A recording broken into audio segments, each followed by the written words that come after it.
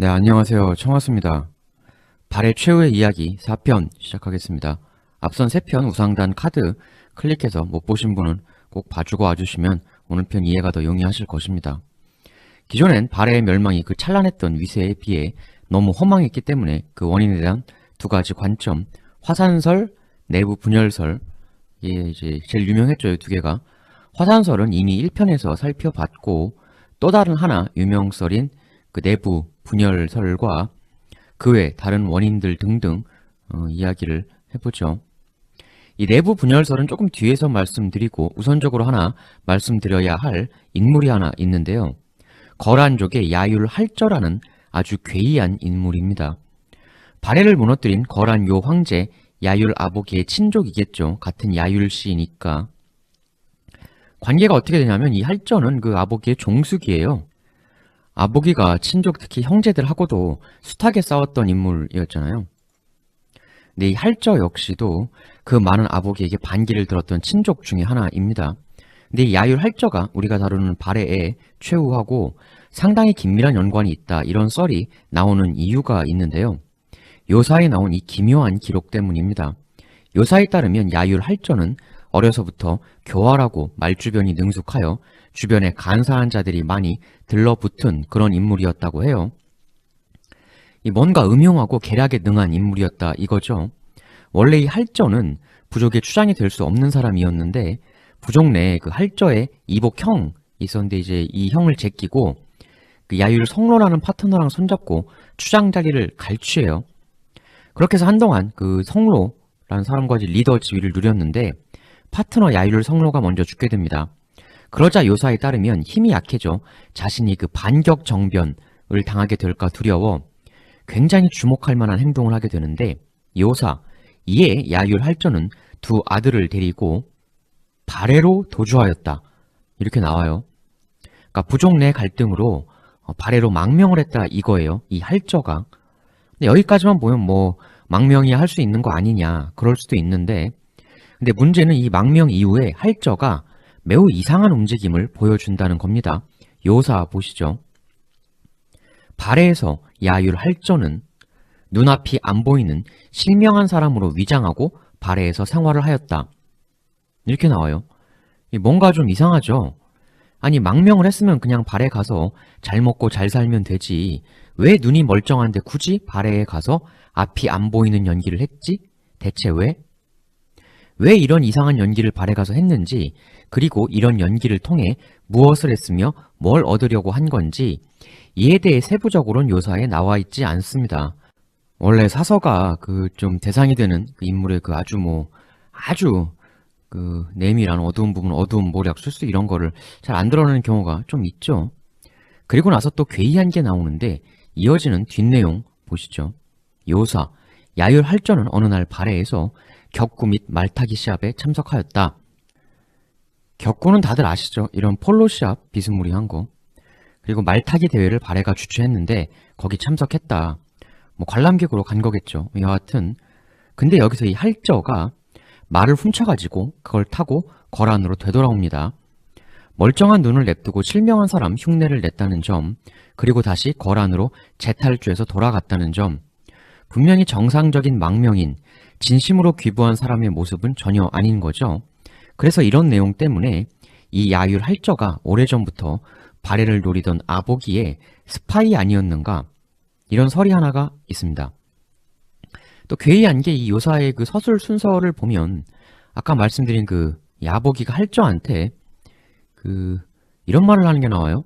돌아오고 나서 이 할저가 다시 거란으로 숙부께서 저 대신에 거란의 총 리더를 하시죠. 이렇게 권유하는 내용이 탈주 내용 바로 다음에 또 이제 이어서 나온다는 말이죠. 아보긴 이전에 말씀드린 대로 발해를 철천지 원수라고 인식했던 사람이잖아요. 근데 비록 한때나마 그 발해로 홀라당 귀부했던 할저에게 거란 최고의 리더, 지존의 자리를 양보한다? 정말 발해로 할저가 진심으로 귀부했던 거 맞는가? 라는 의구심이 들죠. 이상하죠. 근데 이 제안을 또 할저가 거부를 합니다. 나는 능력이 부족하오 뭐 이러면서. 발해에서의 해괴한 행적 그리고 거기서 돌아와서 아보기가 할저를 상당히 우대해 줬던 점 등등 해서 이 야율 할저 스파이설은 상당히 꽤 합리적인 추론이 아니냐 이렇게 보이는 부분이 있어요. 물론 요사인 할저가 스파이노를 했다라는 건 직접적으로 나와 있진 않지만 말이죠. 이 야율할저 스파이설은 나중 아버기의 발해 원정 당시 지난 시간 설명드린 그 너무나 빠른 성공의 정황, 좀 그걸 설명하는 단초 중 일부가 될 수 있기도 하죠. 스파이라고 하면 보통 하는 일은 적국의 군사 정보를 빼내오는 거잖아요. 나중에 거란이 발해를 공격할 때 발해의 약한 루트, 약점만 쏙쏙 슉슉 찌르고 들어가죠. 당이나 흔히 예전 그 당나라 같은 데서 고구려 칠 때의 그 요동 라인으로 가는 게 아니라 지난 시간 말씀드렸듯 좀 위쪽 그 부엽으로 이렇게 타고 가지 않습니까? 그리고 엄청나게 쾌속 플레이로 발해의 중심부를 무너뜨리죠. 이런 전격 플레이를 펼치기 위해선 발해 내부의 군사적 상황, 그런 거에 대한 정보 없이 그냥 무턱대고 더듬더듬 하면서 쳐들어간 거면 그게 쉽게 가능했겠느냐. 사전에 미리 발해 군사 정보를 꽉 쥐고 분석 철저히 하고 발해가 여기가 약하니까 일로 가서 이러이러한 공략으로 파박 진행하자. 미리 이런 철저한 계획을 짜지 않고는 사실 불가능한 거거든요. 그러니까 이 얘기인 즉슨 발해는 하루아침에 무너진 게 아니라 이미 아주 오래전부터 거란이 철저하게 발해를 무너뜨리기 위한 어둠에 치밀한 준비를 쌓아왔었다는 얘기가 되는 거죠. 그게 아니고서야 이런 완벽한 전격전 성공은 사실 불가능한 얘기죠. 이 가설이 사실이라면 할저는 나중 거란의 발해 공략에 가장 효율적인 방법을 만드는데 정보 제공의 큰 공헌자, 즉 발해의 이해할 수 없는 멸망의 매우 큰 원인 중 하나인 인물이 될 수도 있는 거죠. 사실 앞이 안 보이는 연기를 했다는 게 첩자 역할을 하기엔, 즉 정보 캐내기에는 딱일 걸로 보이거든요. 안 보이니까 발해 쪽에서 방심하고 경계를 늦췄을 수 있잖아요. 또 발해의 주요 인사들도 앞이 안 보이는 할저 앞에서는 상대적으로 마음을 더 놨겠죠. 발해에서 안 보이는 연기를 했다는 이 요사의 기록은 그래서 매우 의미심장한 게 아닌가. 스파이로서는 딱이다. 물론 이 할저 스파이설은 약간 반론도 있을 수 있을 것 같긴 해요. 왜냐하면 나중에는 결국 이 할저와 아버기가 사이가 나빠지거든요. 복귀한 할저는 결국 아버기에게 반기를 듭니다. 물론 패배하고 진압당하죠. 만일 아버기의 명예에 충실한 스파이였다면 이 사이 갈라짐은 좀 이상하긴 하지만 그래도 뭐 한때 사이 좋았던 이가 나빠지는 거야 그럴 수도 있긴 하죠. 따라서 할저랑 아버기 사이가 나빠졌다는 이유만으로 할저 스파이설을 부인하기는 조금 그런데 반역한 할저가 패배하고 아버기 앞으로 끌려 나왔을 때 이런 대화도 합니다. 아니 숙부님, 제가 이전에 이 자리 그냥 드린다고 할 때는 싫다고 하시더니만 왜 이제 와서 또 이런 일 모반을 하신 겁니까? 이때 야율할저의 답변이 걸작인데요. 그때는 이 지존이라는 자리가 이렇게나 대단한 것인 줄 차마 몰랐더랬습니다. 그러나 아버기 폐하가 즉위하시면서 수많은 시종과 호위들을 거느리는 걸 보고 그 엄숙하고 화려한 모습에 마음에 동요가 생겼던 것입니다. 그러니까 이런 거죠. 누가 야 너 이거 할래? 에이 안 해. 뭐 하려고 해 그런 거. 근데 막상 남이 하는 거 보니까 아이씨 할걸. 할저가 이랬다는 거죠. 에이.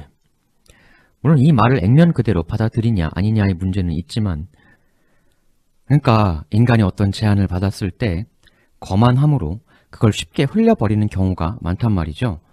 제안이 올 당시는 내가 잘나서 그런 게 자주 앞으로 올 것 같지만 대개 그런 일이 절대로 자주 생기지 않는다.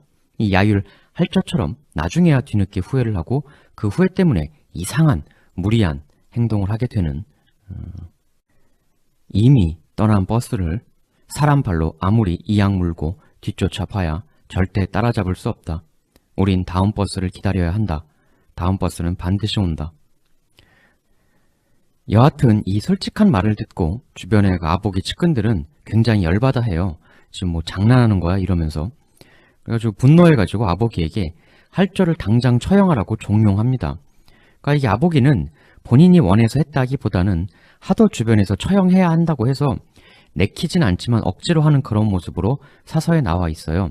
처형 직전에 이런 대화도 하는데 숙부님께서 저지르신 죄가 사형에 해당하므로 도저히 하지 않을 도리가 없습니다. 그러나 숙부님, 이 나라를 위해 해주실 말씀 한번 마지막으로 꼭 듣고 싶습니다. 이에 할전은 이렇게 답합니다. 진랄부 지역은 사람 숫자가 많고 지대가 험난해서 반란이 일어나기 딱 좋은 곳입니다. 그들을 하나로 뭉치게 하지 말고 형세를 약화시켜야 나라를 평안케 하는 데 좋으실 것입니다. 이렇게 진심을 다한 충언을 하고 세상을 뜹니다. 그러니까 이런 걸 보면 아복이 할저가 나중에 파탄은 났지만 근원적으로 이들 사이가 나쁘지 않았고 굉장히 친밀했다. 특히 아복이가 자기 자리를 가식일지라도 권유했을 정도로 뭔가 이 끈끈한 그런 게 본래는 있는 사이였다. 권력이라는 게 피를 나눈 형제들도 갈라질 수 있는 거니까 따라서 그거 나중에 이제 싸웠다는 것만 가지고 할저가 첩자가 아니었다라고 하는 거는 꼭 맞는 얘기는 아니다라는 역발론도 나올 수 있는 거죠. 즉 이게 맞다면 비록 전투들 자체는 빨리 끝났지만 발해를 이기기 위해 아버기가 얼마나 오래전부터 깊이 있는 노력을 해왔는가 라고 볼 수도 있는 대목이죠. 거란은 절대 하루아침에 이긴 게 아니다. 사실 하루아침에 이긴다, 하루아침에 다 이룬다 이런 게 어디 있겠습니까 세상에. 그리고 야율할저의 발해에 대한 첩자질, 이에 대해서는 또 다른 이야기도 있는데요. 이 첩자라는 게 꼭 정보를 캐내는 역할만 있는 게 아니에요. 제가 예전에 한번 다룬 백제 시리즈 중에 그 바둑을 좋아한다는 개로왕 해서 오늘날로 치면 프로 기사라고 할 수 있는 그 사람, 이제 바둑왕 승려 도림을 고구려가 파견을 해가지고 이 도림이 개로왕에게 이제 환심을 사서 무례한 공사로 나라를 휘청이게 했다. 이때 도림도 그 죄인으로 쫓기듯이 개로왕에게 가서 그런 수작을 벌였다고 이렇게 나와 있잖아요. 찰저가 그랬던 것처럼 첩자가 이제 보통 하는 게 정보 빼오는 거, 그 다음에 오히려 역으로 이제 거짓 정보를 흘리는 거, 적 내부 인원을 포섭하는 거, 그 다음에 이제 적 조직 안을 이제 이간질하는 거, 이런 일들을 하지 않습니까? 그 중에서 이제 우리가 또 유명한 게 이제 신라, 김유신, 조미압이란 인물, 이 인물을 다리로 해서 백제 대신 임자와 김유신의 커넥션 이야기, 얘기도 예전에 한번 드렸는데, 그 나중 거란 공격에 대해 지난 시간에 말씀드린 노상이라던가 이런 배신의 정황, 뭔가 이런 거에 대한 씨앗도 이 야율할저가 뿌려놓았을 수도 있죠. 배신자가 밑도 끝도 없이 나오는 건 아니잖아요. 사탕을 제시하고 포섭을 해야 배신도 하는 거고, 해서 이건 그냥 시나리오지만 추정이지만 발해 강력한 주력군 중 하나를 거느리는 게 노상이라 칭해지는 인물이다. 일단 이걸 거란이 정보전으로 파악을 하고 할저가 포섭을 미리 했을 수도 있고 아니면 후발주자 다른 사람이 가서 했을 수도 있고, 보통 첩보전을 한다고 했을 경우에 한 사람이 3년, 5년, 10년 이렇게 주구장창 안 하거든요. 보통은 이제 씨앗만 뿌려놓고 빠지고 또 교대하고 이런 패턴을 좀 많이 쓰죠. 왜냐하면 한 사람만 주구장창 계속하면 들키기가 쉬우니까. 씨앗이라 하면 적국 나라의 사람, 오리지널, 그 나라 사람 몇몇만 이제 제대로 포섭하고, 투입조는 그 후에 이제 탈출하거나 아니면 활동을 중지하고 잠수하거나, 그러니까 이제 포섭만 하고 빠지는 거죠. 그러면 이제 진짜 메인 활동은 포섭한 사람이 또 하게 되는 거고, 이런 식으로 이제 다단계 스타일로 이제 공작을 좀 많이 하지 않습니까?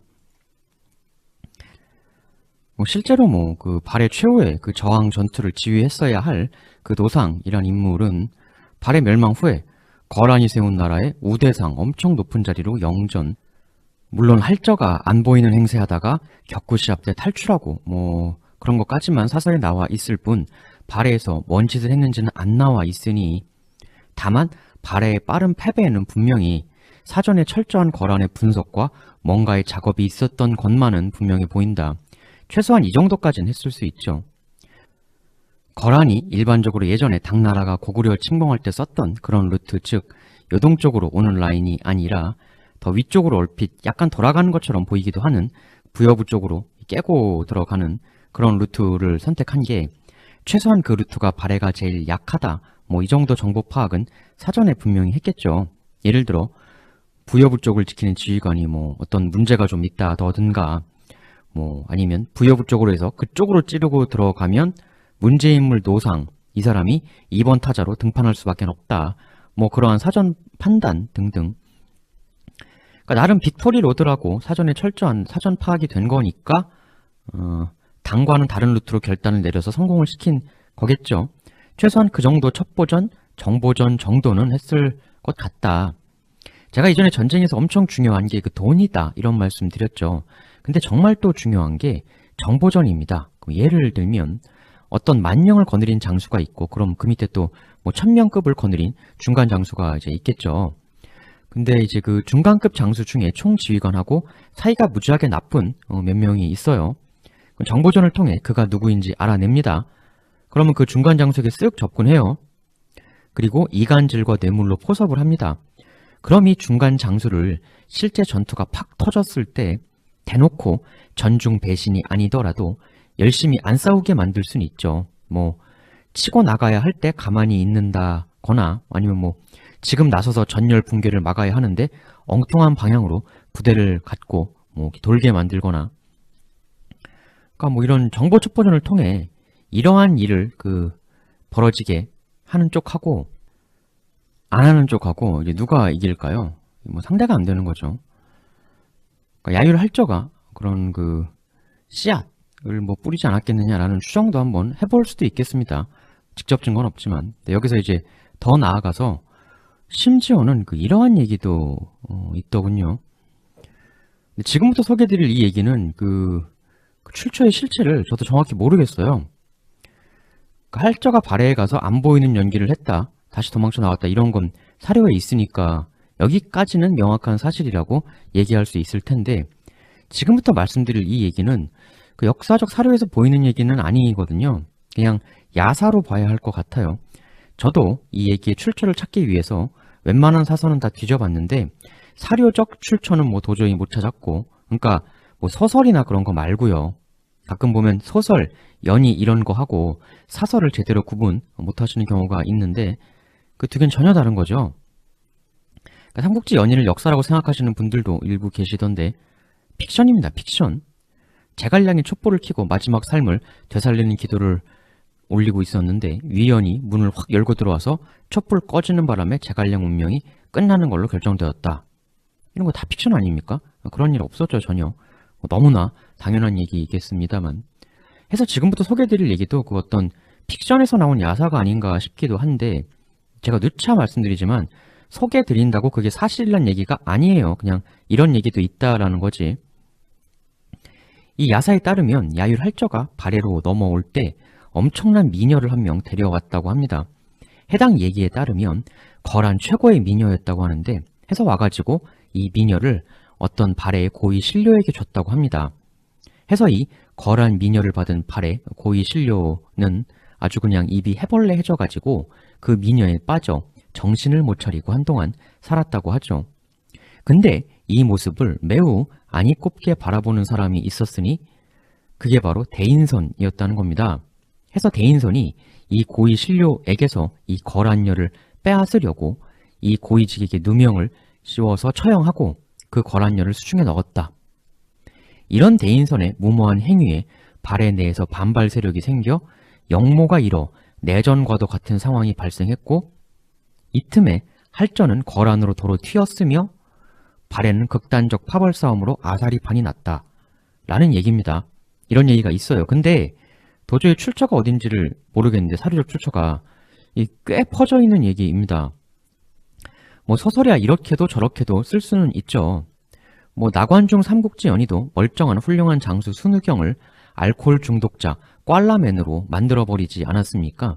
근데 아무리 찾아봐도 이 널리 퍼진 얘기 사료적 출처가 어딘지 저는 모르겠어요. 해서 이 얘기는 신빙성이 잘 믿음이 가지 않습니다. 뭐 소설로는 쓸 수도 있긴 있겠죠. 해서 혹시 이 얘기가 사료, 사서, 그러니까 연희 같은 소설 말고요, 혹시 사료적 출처를 나는 알고 있다 라고 하시면 한번 댓글로 말씀을 주세요. 뭐 요사는 당연하고 거란국지, 신오대사 등등 거란 얘기 나온 사서는 웬만한 건 다 뒤져봤는데 전 못 찾았어요. 그래서 일단 그냥 야사라고 봐야 할 것 같습니다. 그럼 이제 이런 야사는 왜 나왔을까? 뭐 그럴 리는 없겠지만 만일 이 야사가 진짜라고 하면 대인선은 정말 나쁜 왕인 거죠. 연애 한번 하겠다고 국가대사를 그르친 거니까. 근데 이게 혹시 대인선을 좀 매도하려고 그런 목적으로 만들어진 얘기는 아닐까, 이런 의구심이 안 들 수가 없잖아요. 발해가 망하기 직전 925년에 고려사에 발해의 사람들이 고려로 상당수가 귀부해 왔다. 특히 고위 신분인 대씨들이 노상, 발해의 노재상이라고 칭해지는 인물이 나중에 거란이 세운 괴뢰국의 우대상을 했다. 배신했던 게 아니냐는 추정, 이런 분열의 징후가 있었던 건 사료적으로 근거를 찾을 수 있어요. 요사에도 발해인들이 서로 갈라진 마음, 이심된 틈을 타 힘 안 들이고 이겼다, 이렇게 나오기도 하고, 다만 그 분열의 원인과 과정에 대해서 황당하게 거란 미녀 때문이다, 그거는 글쎄요죠. 너무 드라마적이어서 그보단 발해의 마지막 왕 대인선을 깎아내리기 위해 지어진 이야기일 가능성도 있을 수 있다. 근데 이 발해 대인선이요, 우리가 일방적으로 무능하다고만 할 수도 없는 게, 일전에도 말씀드렸습니다만 외교도 당 망하고 후량 들어서니까 바로 지체 없이 통교하고, 또 후량 망하고 후당 들어서니까 또 바로 사신 보내고, 그러니까 그렇게 꽉 막힌 사람도 아니에요. 거란 아보기하고도 918년에 사신 보내서 화해 제스처도 취하기도 했지 않습니까? 나름 외교에 노력을 많이 기울인 사람이고, 또 924년에 거란을 공격한 것도 일전에도 말씀드렸지만 단순 이론적, 단순 논리적으로는 생각해 볼 수 있는 전략이었어요. 왜냐하면 후당 이존욱하고 아보기하고 사이 나쁘잖아요. 당시는 이존욱은 싸웠다 하면 이기는 천하최강이었고 그 기세로 황제까지 됐잖아요. 그러니까 아보기도 이존욱하고 붙었지만 못 이긴 거고, 그러니까 대인선 입장에서는 오케이, 잘 걸렸어, 이존욱하고 손잡고 아보기 쌈 싸먹자, 이게 이론적으로는 타당한 면이 있어요, 분명히. 물론 이전에 말씀드렸듯 겉껍데기 정보로 내린 좀 얕은 판단이긴 했지만, 지난 시간에 말씀드렸죠. 그럼에도 불구하고 나름 어떤 이론적으로 생각하고 또 움직일 줄 아는, 또 움직였던 사람이었다는 거죠. 깊이 있는 한 걸음이 부족해서 그랬지. 사실 이런 사료적 정황만으로 놓고 보면 아주 대인선이 막장 왕이었다, 그렇게 볼 근거도 사실 별로 없어요. 오히려 924년에 거란 공격해서 그들을 한번 혼쭐 내줬다는 건 망하기 직전까지만 해도 발해가 그렇게 나쁜 상황은 아니었다라는 반증이 될 수도 있죠. 완전히 막장인 나라가 옆 나라를 공격해서 승리 거두기는 어렵지 않습니까? 그러니까 924년에 승리를 거뒀잖아요, 한 번은 대인선도. 그래서 거란 여 때문에 그 꼴이 났다는 얘기는 좀 마치 백제 의자왕이 음탕무도한 인간으로 멸망 후 매도를 당하는 것과 같은. 근데 또 의자왕은 사료적 근거가 있긴 있거든요. 그래서 의자왕 같은 경우는 또 그게 아주 매도다, 틀린 말이다라고 하기도 좀 그래요. 삼국사기, 의자왕이 궁녀들을 데리고 음란과 향락에 빠져서 술 마시기를 그치지 않았다. 그러니까 최소한의 근거는 있는 거죠, 의자왕은. 근데 대인선은 딱히 그렇다고 볼만한, 흥청망청 왕이었다고 볼만한 사료적 근거는 없어요. 해서 이 거란요 이야기는 신빙성으로 따지면 좀 몹시 글쎄올시다입니다. 물론 이렇게 말씀을 드리면 양귀비, 서시, 달기 이런 사례들 드시면서 충분히 가능한 일 아니냐 이러실 수도 있지만, 그런 사례가 과거에 있었다고 해도 지금 이 사례가 꼭 그렇다는 얘기는 될 수 없잖아요. 옆집 사람이 아프다고 저도 아파야 됩니까? 옆집 사람이 감기 걸렸으니까 너도 감기 걸릴 수 있다 까지는 그럴 수 있는데, 옆집 사람이 감기 걸렸으니까 너도 감기인 것이다, 이건 말이 안 되죠. 예? 두 개는 전혀 다른 얘기 아닙니까? 의외로 논리적으로 이 두 개를 구분 못하고 사용하시는 분들이 많더라고요. 전혀 다르죠. 옆집 사람이 감기니까 내가 감기인 게 아니라, 제가 감기이려면 명확하게 병원 가서 진단서가 나와야 감기인 거죠. 근데 제가 사료를 못 찾은 걸 수도 있기 때문에 사료를 제시해 주시면 제가 인정을 하겠습니다. 소설이나 이런 거 말고. 네, 그게 아니고서는. 그럼 이제 할저와 첩보 이야기는 이 정도로 좀 하고, 그 뒷얘기들은 이제부터는 좀 구조적인 이야기를 해보죠. 발해 쪽, 사실 대인선도 말씀드렸듯 외교적 전략적 노력을 하긴 했어요. 움직임 자체는 오히려 빨랐다. 말씀드렸지만 바로바로 당 망하니까 이쪽 사신 보내고, 여기 망하니까 또 이쪽 사신 보내고. 논리적이긴 한데 이런 것들이 이제 문제가 뭐냐면 다 이제 기존에 하던 행위들이거든요. 그러니까 기존 매뉴얼대로만 충실했다는 거죠. 기존엔 당이랑 통교해, 얘가 당 잡아먹었으니까 얘랑 통교해, 또 얘가 잡아먹어서 얘랑 통교해, 매뉴얼대로 이렇게 한 건데, 근데 얘네들이 이제 당 잡아먹고 또 얘가 얘 잡아먹고 했다고 해도 다음에 들어선 애들이 기존에 있던 당을 대체할 만한 그런 세력이었겠는가. 딱 표면적으로만 보면 얘가 얘를 잡아먹었으니까 얘가 대체할 수 있을 것 같지만, 근데 그게 가름이 안 되는 거지 않습니까? 그러니까 추가적 조치와 고려가 더 필요했다. 그러니까 비록 당을 집어먹은 후량과 후당이라고 할지라도 얘들이 집어만 먹었을 뿐 기존에 있던 당처럼 그렇게 오래 견고하게 갈 수 있는 나라의 시스템이 아니었다는 거죠. 고작 십수년 만에 망하는 근본 없는 애들에 불과했는데, 까지 매뉴얼이 모든 걸 포괄 못한다는 거죠. 그래서 당시의 정세가 그 극도의 그 혼란기, 그러니까 기존의 흐름 수백 년간의 매뉴얼로는 설명이 안 되는 상황이었잖아요. 그러니까 나라라는 개념이, 예? 나라들이라는 개념이 완전히 판도가 뒤바뀌는 건데, 당나라 있을 땐 그래도 당이 이제 말년에는 막장이 됐지만 그래도 거의 300년 가까이 갔단 말이죠. 근데 후리양, 후당 이런 애들은 뭐 나라 같지 않은 애들인데 얘들하고 손잡았다고 기존에 있던 나라랑 손잡은 거랑 같은 효과가 나기를 기대해서야 되겠느냐. 근데 반대로 거란이라는 자들은 그 이쪽하고는 정반대의 이제 변화가 생긴 거죠. 기존의 거란족은 나라라고 보기가 어려웠지만 오히려 이쪽은 아보기 때문에 급격하게 나라화 되어 갔던 거죠. 그러니까 알고 보면 나라 같지도 않은 이존욱 후당하고 924년 통교하자마자 됐다 하고 거란 아보기한테 어퍼컷을 한번 강력하게 날렸으니 아보기 무서운 사람이 대인선한테 얼마나 한 방 맞고 이를 갈았겠습니까? 이 아보기가 얼마나 무서운 사람이냐. 대인선은 완전히 옛날 선왕들이 하던 매뉴얼대로만 했는데 반면에 아보기는 그 매뉴얼을 부순 사람이죠. 그걸 뛰어넘은 사람이다. 얼마나 그 무서운 사람이냐면 말씀드린 대로 여러 친족들이 주구장창 아보기에게 반기를 들었잖아요. 근데 아보기가 이걸 어떻게 뚫고 나라로 거란을 만들어 나가냐면 원래 거란족 기존의 그 리더 자리는 어느 정도 기간이 되면 내려와야 하거든요.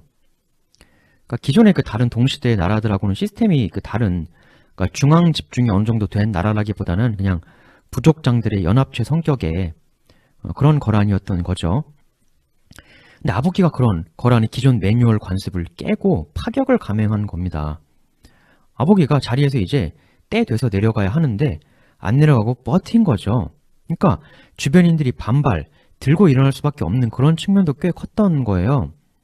근데 이걸 그 불만, 경쟁자들을 어떻게 정리를 하느냐, 아주 강력한 음모를 발휘하는데 반대자들이 하도 야 너만 해먹냐 들끓으니까 아보기가 일단 리더 가한 자리에서 잠시 한번 내려옵니다.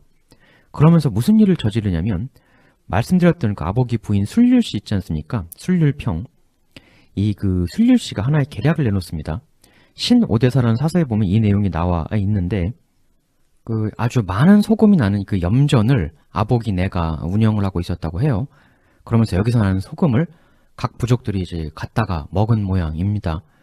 아보기가 리더로서 베푸는 측면이 있었는데 근데 이제 리더 자리에서 내려왔잖아요. 난리 쳐가지고. 해서 술률씨의 계책에 따라 아보기는 이렇게 선포를 해요. 여러 추장들의 요구에 따라 내 가한 자리에서 내려왔다. 근데 그동안 내가 가한에 있으면서 나의 소금밭에서 나는 소금을 그냥 무상으로 각 부족에 제공해왔다. 근데 너희들이 난리쳐서 이제 내가 가한 자리에서 내려오지 않았는가?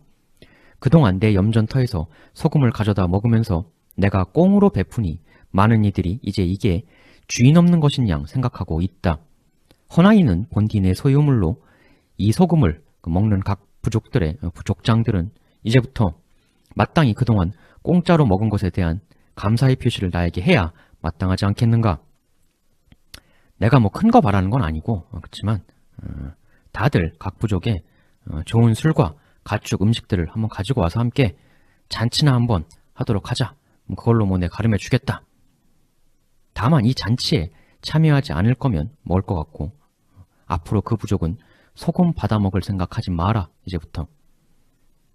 근데 이제 그 추장들이 난리를 쳐서 아보기가 가한에서 이제 내려온 건 어쨌거나 추장들의 정치적 승리인 거잖아요. 근데 이제 사람이 이기고 나면 그 패한 사람에게 그 일순간 좀 미안해지거든요. 즉 순간 마음이 느슨해지는 거죠. 그래가지고 미안함도 있고 해서 아이씨 뭐야 쪼잔하게 막 이러면서도 소와 술 등을 이제 그 아보기가 시킨 대로 몰고 나타납니다. 각 추장들이. 이래가지고 이제 파티가 열리는데 아버님 그래서 이제 그 일단 그 추장들을 파티장에 몰아넣습니다. 그 다음에 미리 준비한 병사로 거기를 급습하죠. 이렇게 자신에게 안티였던 부족장들을 여기서 싹 제거해버리게 됩니다. 그리고 다시 재집권을 무대뽀로 그냥 등극하고 얼마 안 가 요나라 황제 참칭을 추가로 하죠. 아보기도 대단한데 이 계략을 진언한 그 부인 술률평도 무시무시하죠. 이 부부가 진짜 역대급 커플입니다. 이 술률평은 나중에 아보기가 죽고 나서는 섭정을 통해서 자기가 직접 천하를 장악하려고 하기도 합니다. 그 카리스마 리더 아보기가 없어지니 겨우 묶어놨던 거란 각 세력들이 다시금 막 요동을 칠 수밖에 없는 건데 그걸 술률평이 다시 후드려 잡죠. 신오대사에 보면 더더욱 무시무시한 얘기가 전해지는데요. 이 술률평이 그 섭정으로 전권을 휘어잡으려고 하자 당연히 반발하는 세력이 생기죠. 근데 그 세력들을 술률평이 어떻게 정리하냐? 아보기가 죽고 얼마 안 있다가 여러 대신 신료 그 장수들의 그 부인들하고 이제 부인들끼리 회동하는 자리가 있었다고 해요. 여기서 이런 얘기를 합니다. 술률씨, 너희들은 돌아가신 선제 아보기가 그리우냐? 뭐 당연히 그립다고 대답하겠죠. 그러니까 뭐라고 하냐면 그래?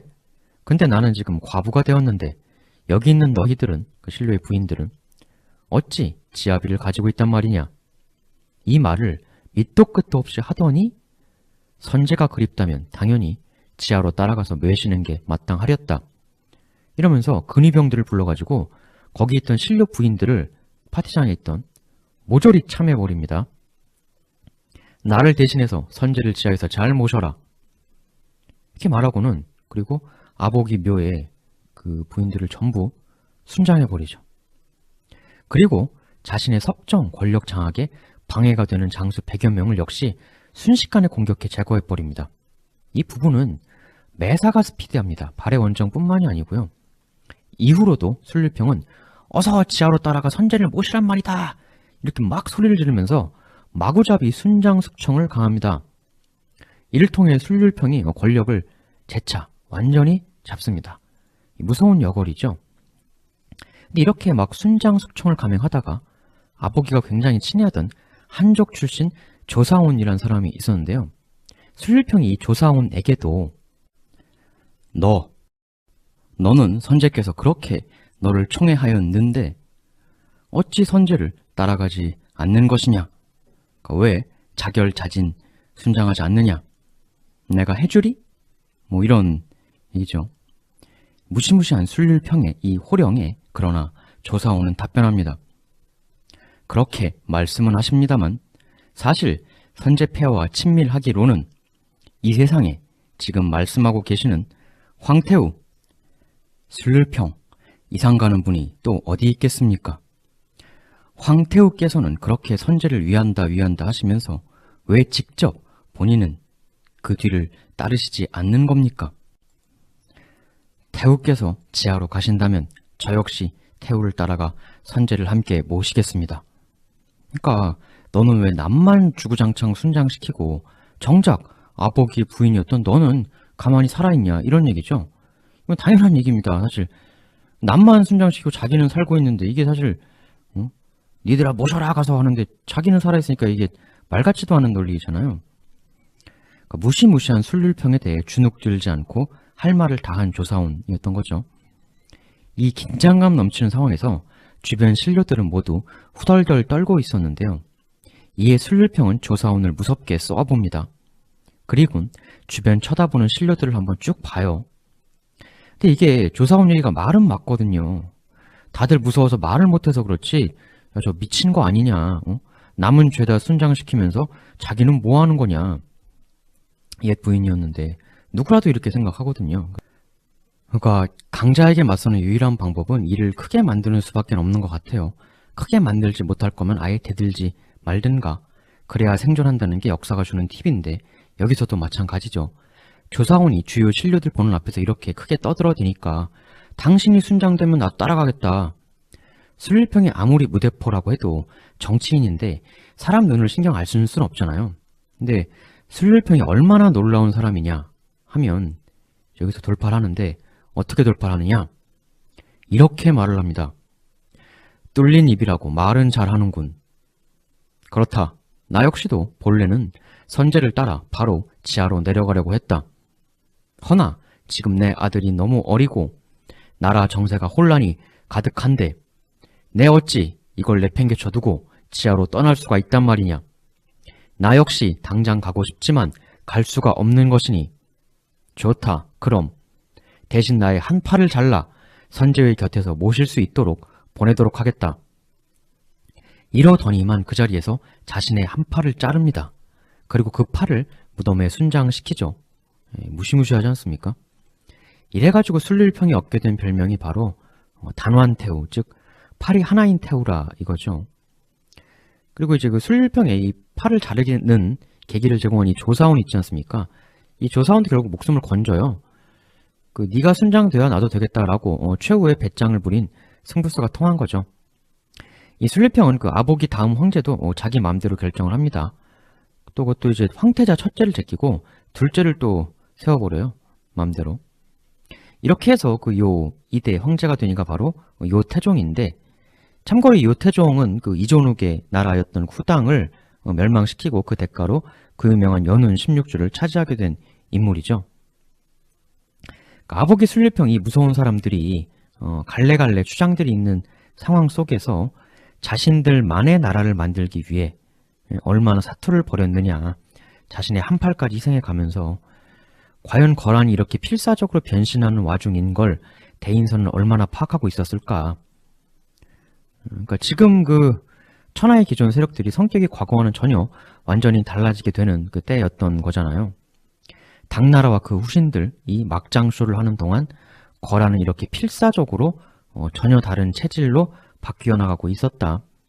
근데 그런 와중에 아보기는 발에 첩자를 아마도 보내면서 미래의 적에 대해 사전 분석도 철저히 한 반면 대인선은 거란의 이런 격렬한 내부 변화를 과연 파악했었을까? 거란의 전격전에 지난 시간 본 것처럼 순식간에 밀렸다는 건 거란은 발해의 방위 시스템을 철저히 파악했는데 발해는 거란의 변화된 군사 시스템에 대해 파악을 못했던 것이 아닌가 싶거든요. 아무래도 파악했으면 그렇게 맥없이 밀렸을 리가 없죠. 특히나 정보전에서의 결정적 에러, 거란의 침공 타이밍을 제대로 감지해내지 못한 거, 이 가장 기본적인 정보 싸움에서 완전히 실패했다. 거란의 침공 가능성에 대해 그게 있을 수 있다는 걸 알고는 있었을 거예요. 왜냐면 924년에 대인선이 한 방 세게 쳤잖아요. 아보긴 아프게 맞았고. 근데 거란을 뒤에서 압박해 줄 것이라 기대했던 후당 이존욱이 막장화되어 가면서 분명히 먼저 선빵 쳤던 대인선은 뭐 919년에 거란이 먼저 그 성 점거하고 사람 빼간 걸 그걸 선빵이라고 볼 수도 있지만 뭐 여하튼 한 방 쳤던 대인선은 야 이거 일이 이상하게 꼬여간다. 이거 좀 이쪽 좀 믿었는데 이거 이러다가 이걸 아보기가 나한테 보복 오겠다. 이런 가능성 정도는 감지를 했을 거예요. 당연히. 다만 그 쳐들어오는 타이밍을 포착하는 승부에서 완전히 실패한 거죠. 근데 이 타이밍 파악이라는 게 결정적이거든요. 진주만 공습, 타이밍을 몰라서 당한 거 아니에요. 그처럼 준비 안 된 상태에서 맞으면 사실 그 당할 수밖에 없는 측면이 있어요. 그러니까 비단 이것뿐만 아니라 모든 대결이, 특히 부족 연합체들의 전쟁 방식이 보통 큰 전쟁을 해야 한다 그러면 일단 여기 그걸 이끄는 그 리딩 부족이 야 비상이다 가자 모여라 이렇게 공문 보내도 이게 제깍제깍 다 반응해서 병력 보내주냐 이거죠. 그러니까 대규모 병력을 제 타이밍에 빠르게 구성해 내는 게 한계가 있어요. 이 부족 시스템이. 근데 근본적으로 이 유목 민족들은 땅에 얽매여 사는 사람들이 아니잖아요. 목초지를 찾아 이동하면서 사는 사람들이기 때문에 사실 이렇게 그 부족 단위로 살아갈 수밖에 없는 건데, 이렇기 때문에 개별적으로는 엄청난 전투력을 가지고 있으면서도 이 유목 민족이라는 그 존재가, 그 파워가 기복이 있을 수밖에 없는 거죠. 근데 카리스마 리더가 나타나서 각 부족장들을 완전히 휘어잡고 야 빨리 병력 안 보내? 그러면은 소식 들은 쪽이 네 후덜덜덜 하면서 당장 보내겠습니다. 아보기가 그 소금 파티로 부족장들에게 그야말로 공포의 대상으로 완전 카리스마 리더로 흩어져 있던 거란의 힘을 자기 중심으로 돌아가는 세상으로 쫙 재편을 한 거잖아요. 그러니까 전혀 다른 집단이 된 거죠. 유목민족이 강해지는 전형적인 패턴이라고 할 수가 있는 건데, 그래서 이건 물론 가능성이지만 발해가 나중에 무너질 때 너무 빠르게 밀렸고 뭔가 대처를 못하는 그런 모습, 게다가 항복을 했다가 또 며칠 만에 항복 번복하고 다시 저항하는 등 뭔가 좀 우왕좌왕하는 듯한, 지난 시간도 말씀드렸듯 그걸 좀 와신상담 전략이라고 보기엔 좀 어렵지 않겠습니까? 해서 그럴 가능성이 있어요. 거란이 발해 입장에선 그렇게 빠르게 엄청난 대군을 집중시켜서 스피디하게 밀고 오리라는 생각을 못했다. 그런 대군이 그렇게 빨리 모이고 빠르게 조직적으로 움직이리라고는 생각을 못한 것이 아닌가. 아니면 야율할적 이야기도 했지만 그랬을 수도 있죠.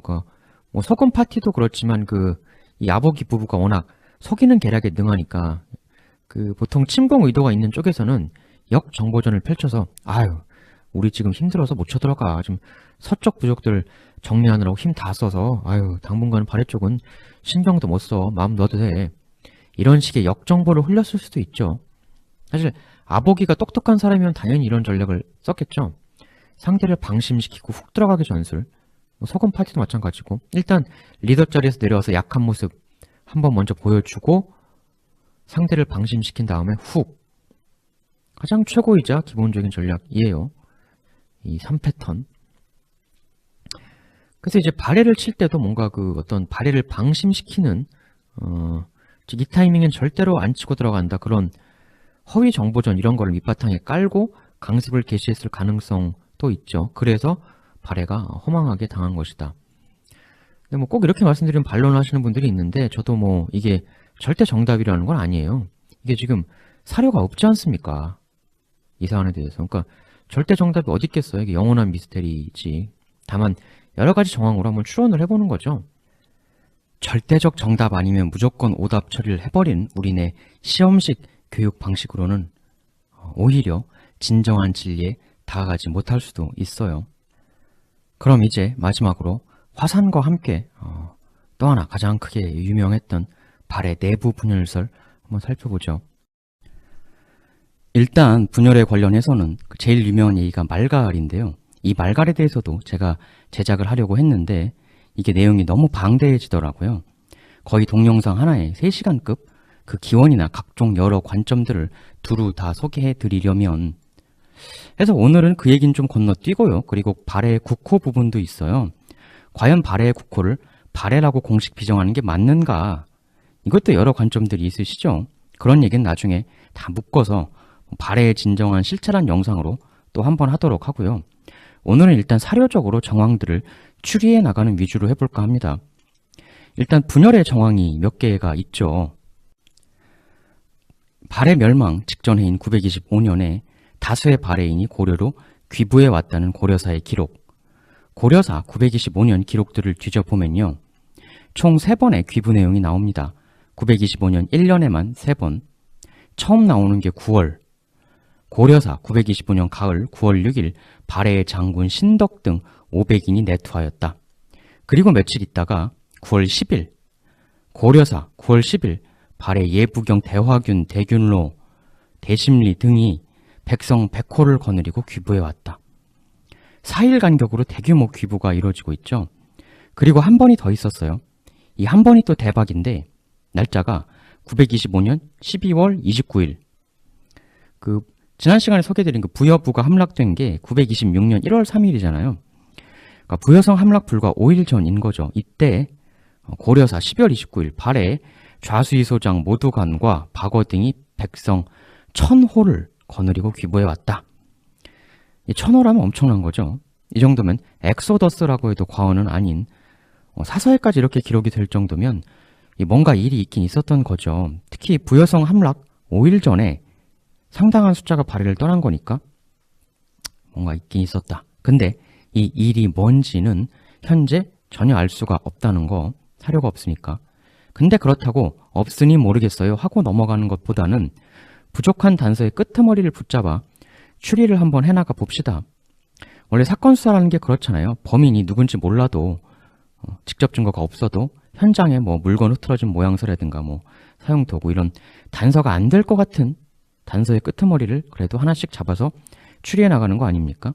언제 그런 방송도 한번 하고 싶은데, 일단 우리가 주목해 봐야 할 게 이 노상이라는 인물이에요. 노상. 지난 시간에 말씀드린. 처음 부여부를 거란 1차 타격하죠. 그리고 1월 3일 순식간에 함락.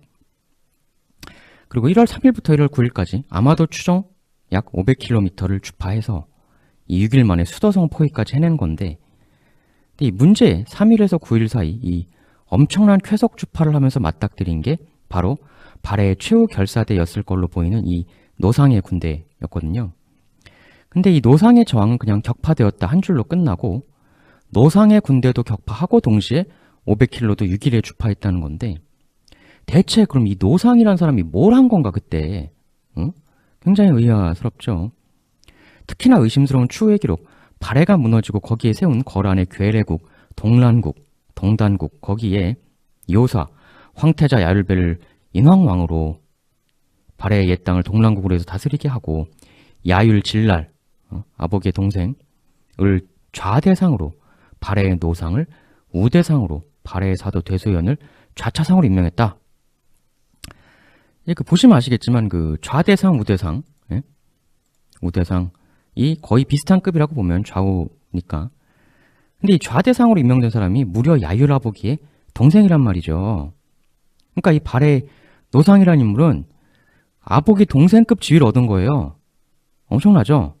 이 세 나라에서 발해 사람인데. 근데 아마 실질적으로 나라를 다스리는 내치는 이 그 야율 씨들이, 예? 뭐 야율 진랄 뭐 이런 사람들이 노상에게 다 맡겼을 가능성이 크죠. 해오던 내정은. 응? 사람들은 뭐 그냥 이름만 걸쳐놓고 인사권 정도만 휘두르고 웬만한 발해 돌아가는 일은 노상, 기존 발해 땅 내정은 그대가 다 알아서 하시오. 우리한텐 그냥 세금이나 잘 갖다 바치시오.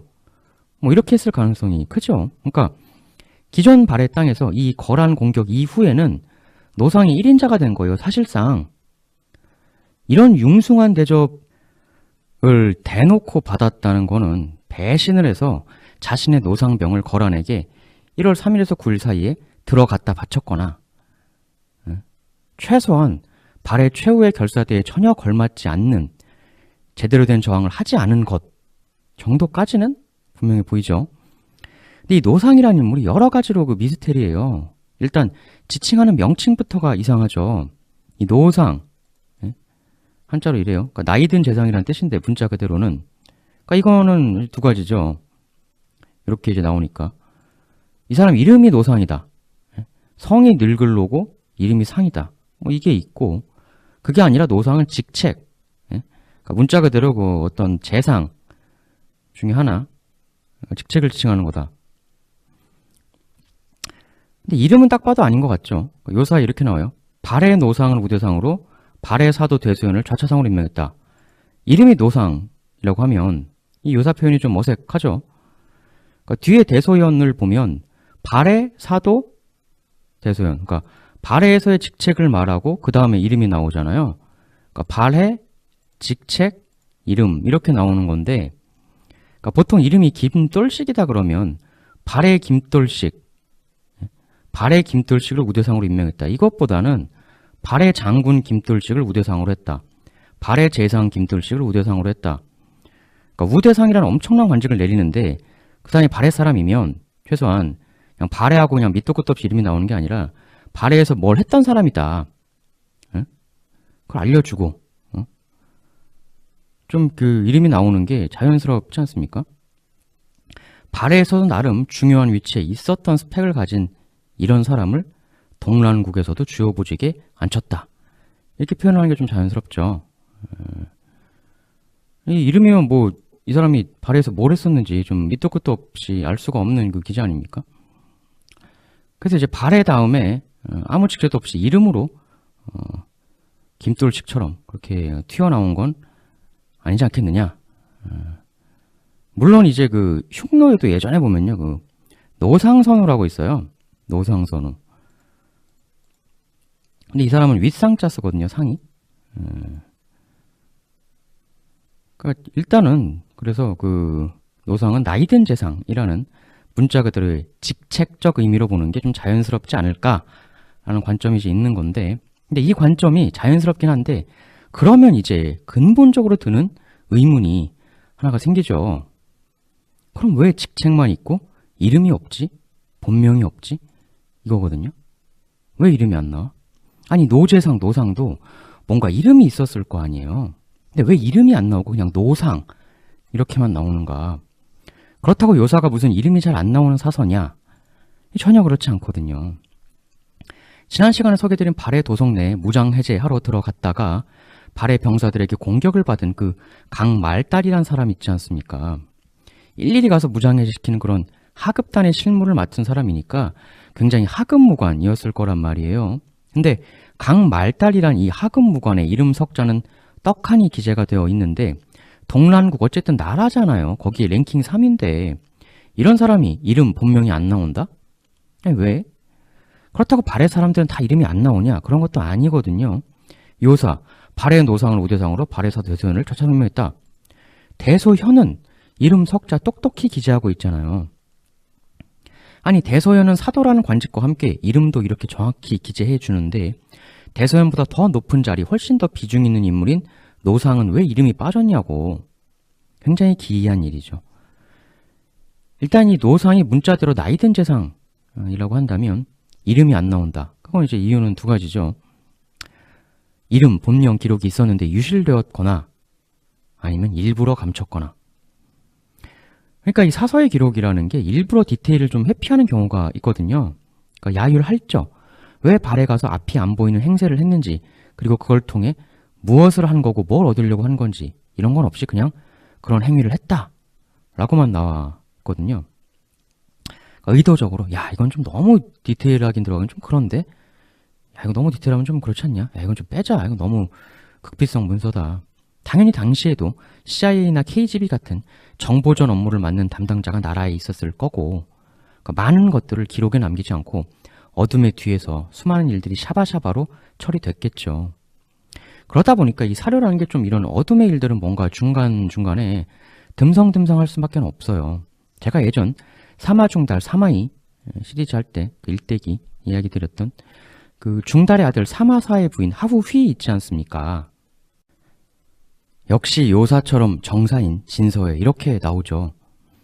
진서, 하후휘, 사마사 부인은 사마사가 절대 위나라의 충신이 아님을 알았고 이미 위씨의 생질이었기에 사마사는 남편은 심히 그녀를 꺼려했다.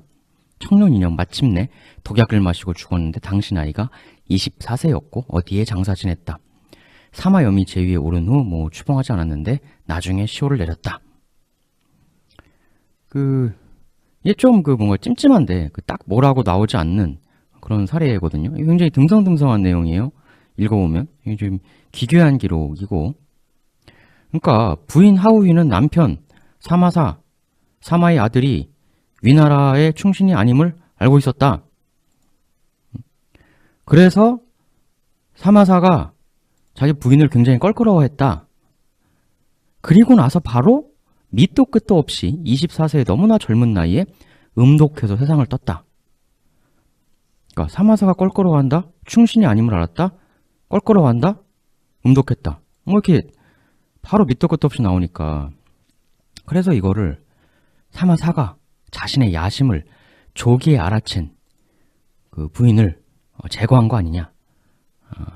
직접 이런 이제 추론이 나올 수밖에 없는 건데, 그렇다고 또 사마사가 저질렀다, 사마사가 범인이다, 또 이렇게 대놓고 나와 있지는 않거든요. 그러니까 속 시원한 정답을 한 방에 알고 싶어 하는 사람 입장에선 이게 거의 환장할 노릇이죠. 아니 그래서 사마사가 범인이라는 거야? 아니라는 거야? 그러니까 이게 두 가지인데 이걸 보고 사마사가 범인이란 말이 없으니 사마사를 범인으로 몰고 가면 안 된다, 범인이 아니다 이렇게 말할 수도 있지만, 근데 이런 건 또 너무 경직된 해석일 수가 있어요.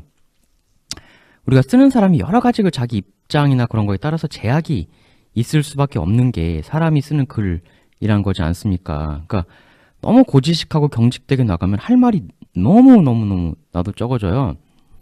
그래서 어떻게 보면 그거는 글쓴이의 의도에 오히려 반하는 것이 될 수도 있습니다. 그러니까 이런 거죠. 이렇게 써줬어요. 이렇게 사마사가 충신이 아니면 알았다. 배신자라는 걸 알았다는 거죠. 반역자라는 걸 부인이 미리. 근데 뭔가 발견을 했겠죠. 발견했으니까 알았겠죠. 예? 그래서 그걸 들켰다 이거예요, 사마사가. 그래서 심히 꺼려했다. 그 다음에 바로 밑도 끝도 없이 독약을 마시고 세상을 떴다. 24세 너무나 어린 나이에. 그러니까 이거죠. 쓰는 사람 중에서는 이럴 수가 있는 거예요. 야, 내가 대충 이 정도 써줬으면 알아들어 먹어야 되는 거 아니냐? 어? 응? 이런 식으로까지 내가 써줬으면 알아들어야 되는 거 아니야? 이런 걸 수도 있어요. 글쓴이의 그 진심, 본심은. 그러니까 지나치게 경직된 해석은 오히려 글쓴이의 그 진정한 바람을 외면하는 것이 될 수도 있다는 거죠. 그러니까 글이라는 걸 남긴다는 게 굉장히 힘든 일이에요. 왜냐하면 남기면 그거 자체가 자기가 책임을 진다는 의미거든요. 사마사가 꺼려했다는 기술 뒤에 밑도 끝도 없이 24세 너무나 젊은 그 하우휘가 음독으로 세상을 떴다. 이거를 근데 이 사람이 이런 식으로 안 쓰고요. 그냥 사마사가 범인이다. 이렇게 대놓고 직설적으로 써버리면 그걸 기재한 사가가 굉장한 책임을 지게 되는 거거든요. 그러니까 우리가 시사 범죄 다큐 이런 거 봐도 대부분 프로그램들이 어느 정도 이 사람이 범인이다 이런 뉘앙스는 강하게 주지만 그래도 대놓고 그런데 말입니다. A씨가 범인입니다. 뭐 이렇게 직접적으로는 말을 안 하잖아요. 못하죠. 말하는 순간, 글로 쓰는 순간 자기가 책임을 져야 되는데 그러니까 기록 남긴 사람이 이건 뭐 아무리 봐도 이건 사마사 한 것 같은데 그래도 뭐 무슨 DNA 검사, 과학수사 이런 게 있던 시절이 아니니 그래서 이렇게 애매하게 쓸 수밖에 없는 부분이 있죠. 그렇지만 대략 짐작가는 진실은 분명히 있으므로 후대 사람들아 니들이 생각이 있는 애들이면 좀 알아서 생각해줘라. 이 정도는 내가 이 정도 써주면 내가 대놓고 그럼 범인이라고까지 써야겠냐? 나도 좀 살자. 나도 뭐 이런 마음으로 기록을 남겼을 수도 있는 거라는 거죠. 실제로 사가들이 그렇게 마치 그 숨은 그림 찾기 하듯이 진실을 교묘하게 그러니까 대놓고는 표현 못하니까 오묘하게 숨겨서 후대 우리들에게 전달하려고 노력하는 경우가 꽤 있습니다. 그렇기 때문에 우리가 그 남겨진 글을 바라볼 때 너무 경직돼서 추가적 해석은 하나도 하지 마라. 그냥 암기만 해라. 이런 식으로 바라보면 그건 오히려 그 글을 남긴 사람의 진심을 외면하는 결과가 될 수도 있다는 거예요. 아니 A가 범인이다 이렇게 다이렉트로 써버리면 그 엄청난 후폭풍과 책임을 뒤집어 써야 하는데 누가 쉽게 그렇게 얘기할 수가 있겠습니까? 그러니까 진실을 말한다는 게 굉장히 어려운 겁니다. 진실처럼 말하기 힘든 게 없어요. 가장 말하기 힘든 게 진실이다. 그러니까 우리는 그걸 알아야 됩니다. 가장 글로 남기 어려운 것 역시 진실이다. 우린 그걸 알아야 해요. 그러니까 뭐 사료는 사서는 뭐 써 있으니까 무조건 100% 그대로만 일고의 의심도 없이 다 믿어야 한다. 물론 그게 맞는 경우도 있어요.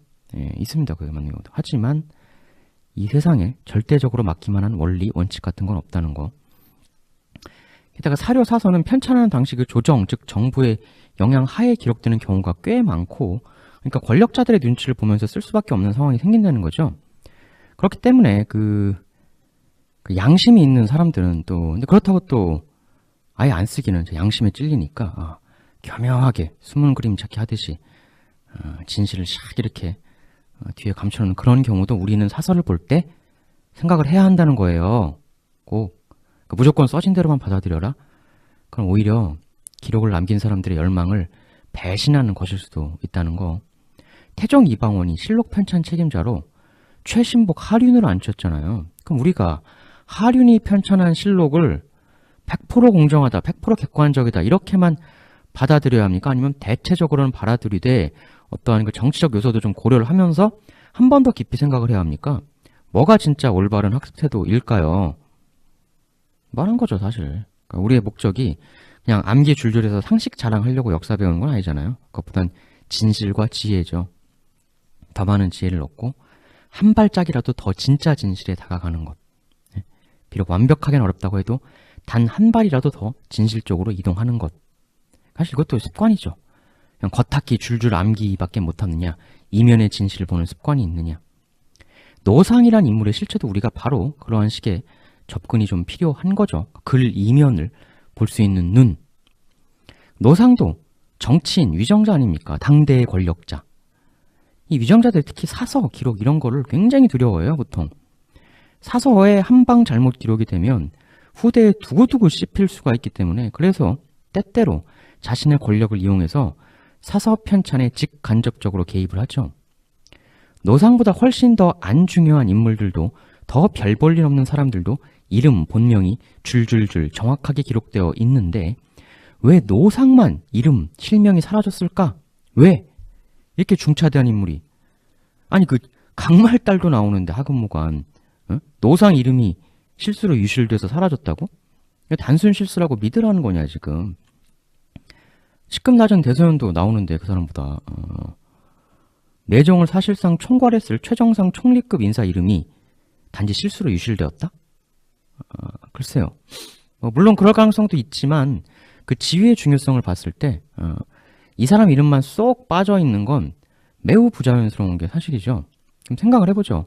만약 의도적으로 사서에서 이 노상이란 인물의 본명을 일부러 지웠다면 그 지운 이유는 무엇일까? 일단 일부러 지웠다면 그 누가 지웠을지 생각해 봐야겠죠. 지웠다면 둘밖에 없죠.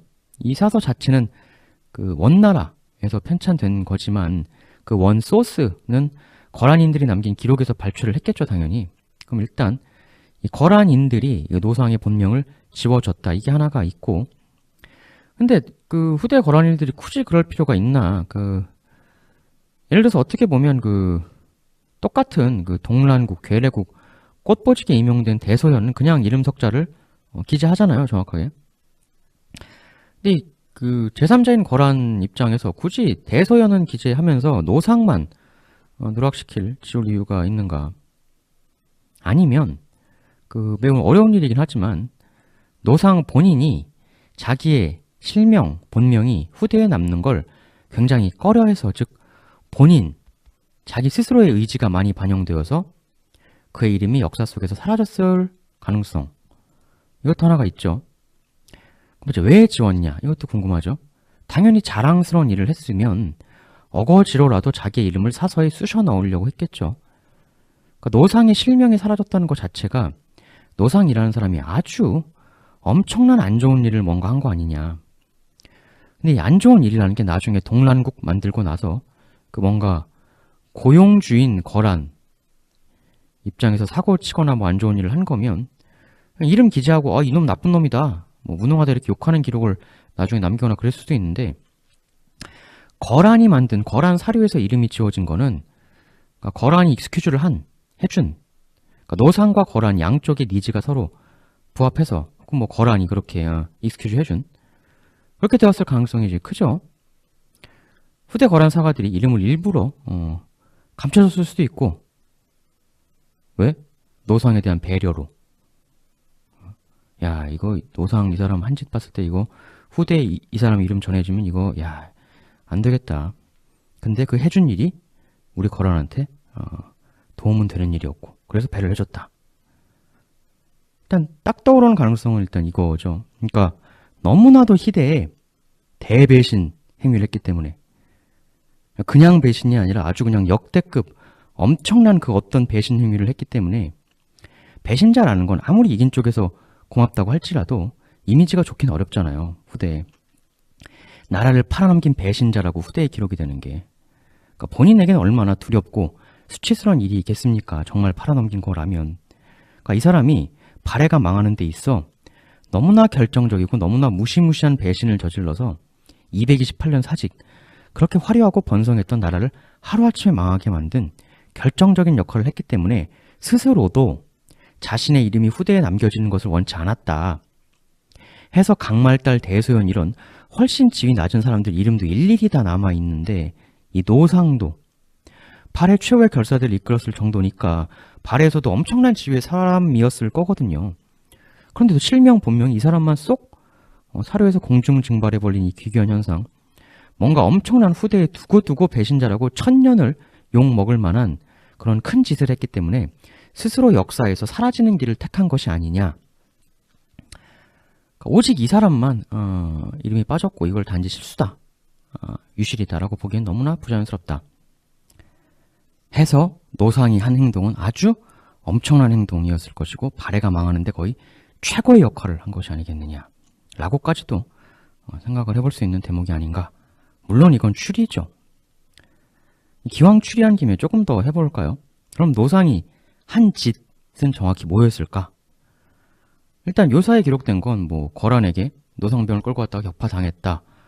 거란이 세운 나중에 나라에서 우대상이 되었다. 이게 사실은 거의 다예요. 그러니까 굉장히 듬성듬성한 기록이죠.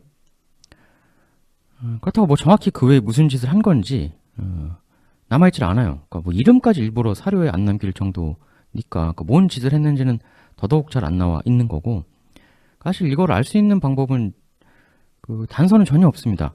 그러니까 범죄로 치면 거의 완전 범죄의 급인데 사실 이름 지을 정도면 행적은 당연히 없었겠죠. 그러니까 사료의 그 원소스 기록하는 사람들이 있었을 거잖아요. 거란도. 그래서 사람한테 가가지고 야 뭐 그런 것까지 그 일일이 남기고 그러냐? 야 남기지 말아줘. 이렇게 하면 이제 그 기록하는 사람들이 아유 그 노상님 우대상님 안 돼요. 그래도 저도 제 직무가 있는데 이렇게 싹 다 그냥 기록을 날려버리면 어떡해요.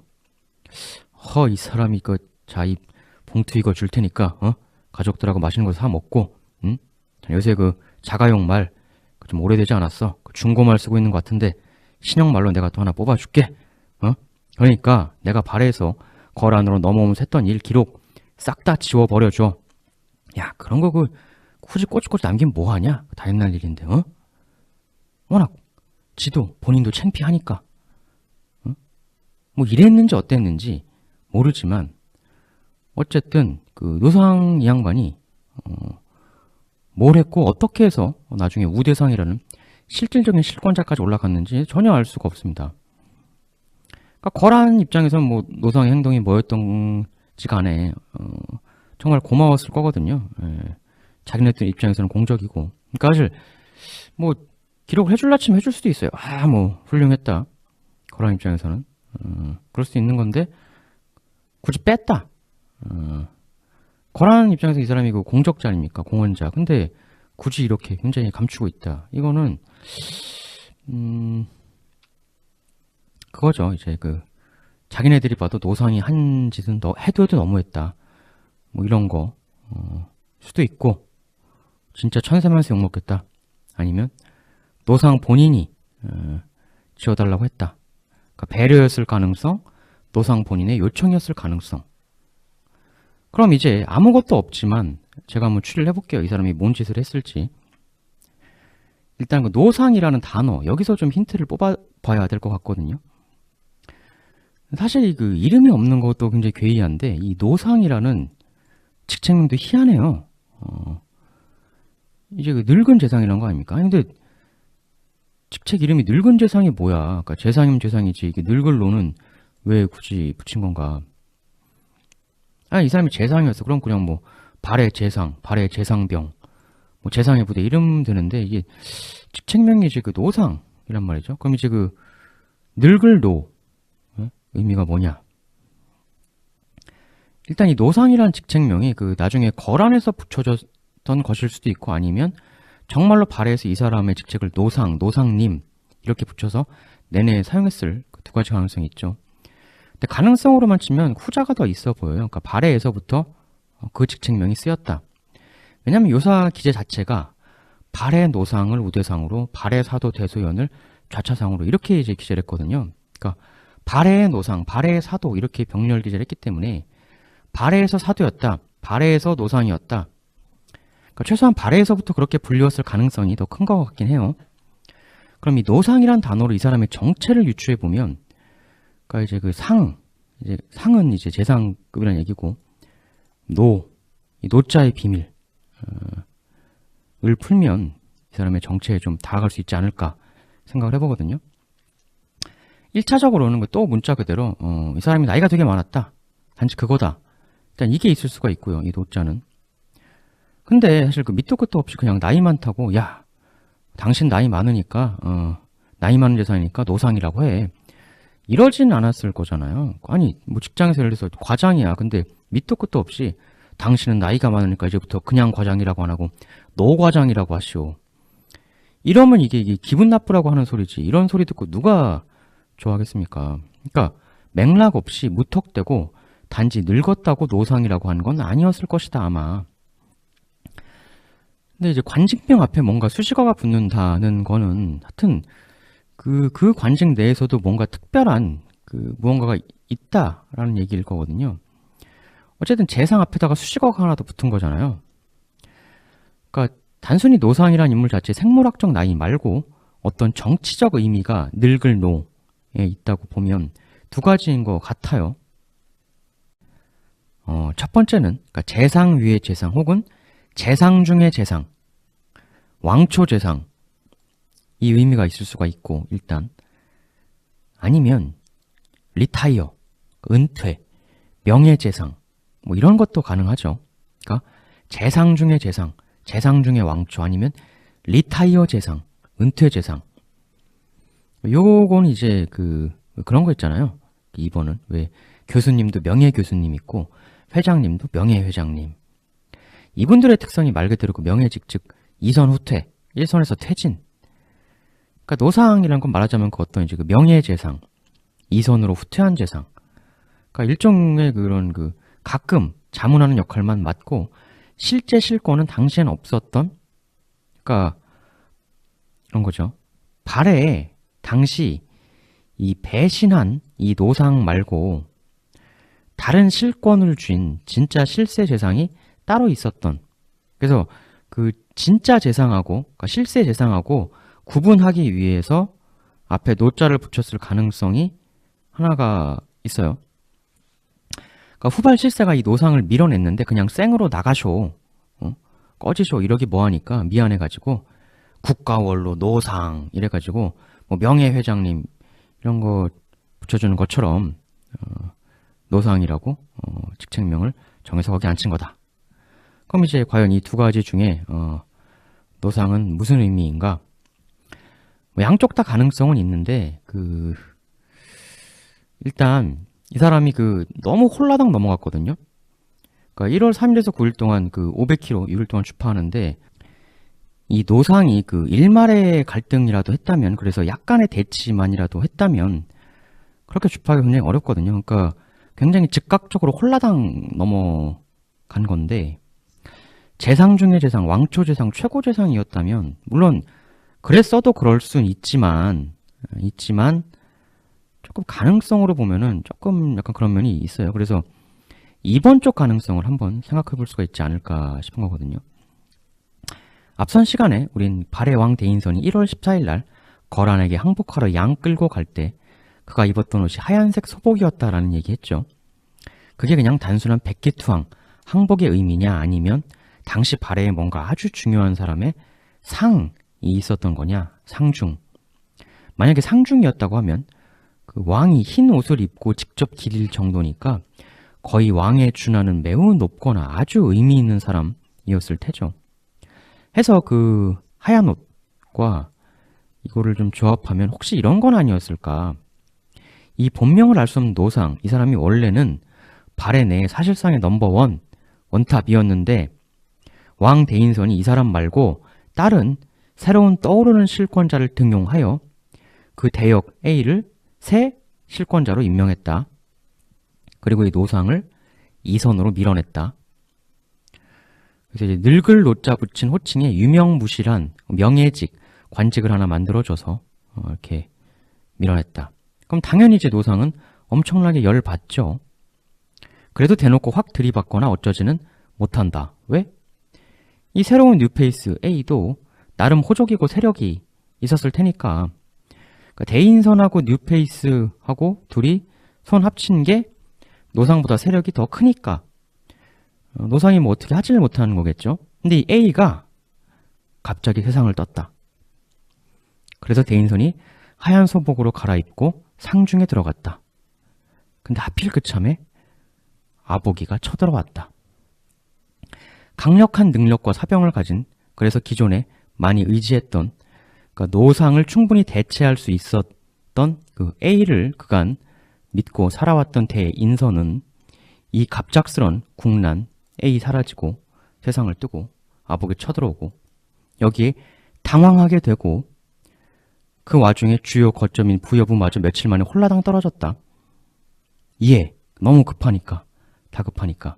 자기가 한때 대무시하고 뒤로 밀어냈던 노상을 다시 긴급 호출한다.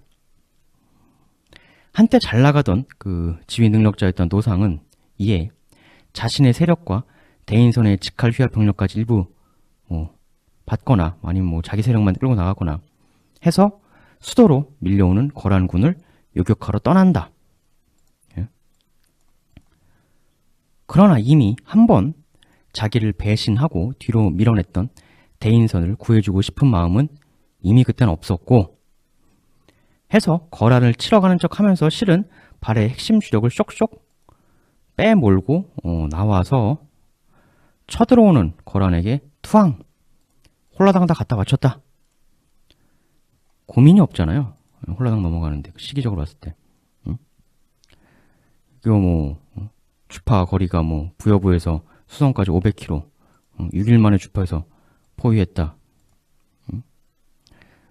그러니까 사실은 요사에 항복했다고 나오진 않아요. 그러니까 일단 거란이 노상병을 격파했다고 나와 있긴 하지만 이게 제대로 싸웠을 리는 없거든요. 이게 보면.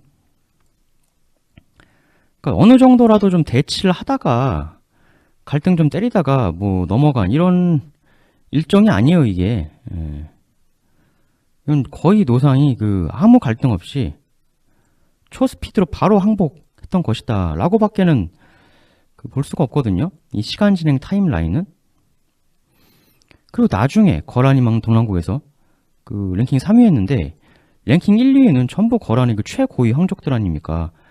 아보기 아들, 아보기 동생. 이 거란 침공 이후에는 다시 발해 땅에 이 노상이 최고 실권자로 그야말로 화려한 부활을 한 거죠. 예, 거란의 힘을 빌어서.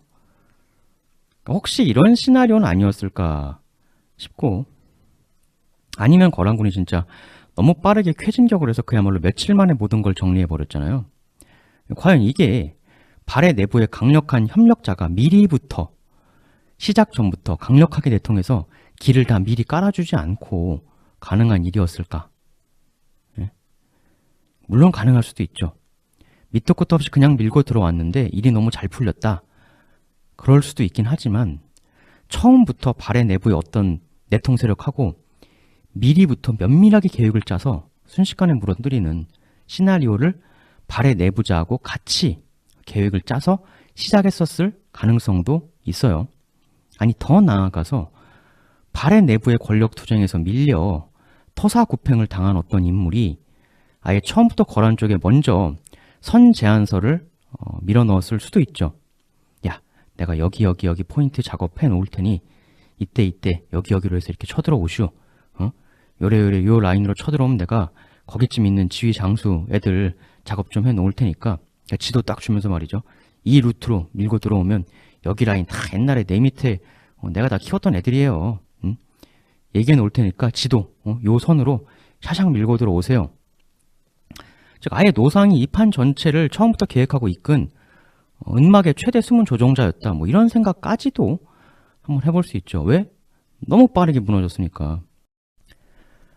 일단 모든 것이 거란과 노상 간에 미리 다 사전 합의되어 있었다는 사전 계획설이 더더욱 힘이 실리는 이유가 뭐냐면 역시 500km를 6일 만에 주파했다. 근데 그 와중에 노상병하고 전투까지 했다. 이거거든요. 여러 번 얘기했지만 이거는 노상병하고의 전투 컨택이 거의 논스톱으로 끝났다는 얘기인데 아니 만일 사전에 거란하고 노상이 미리 다 짜놓은 계획 하에 움직인 게 아니라 노상이 배신할 마음이 비교적 그 즈음에 처음 들기 시작했던 거였다면 이게 좀 너무 심하거든요. 일정상으로.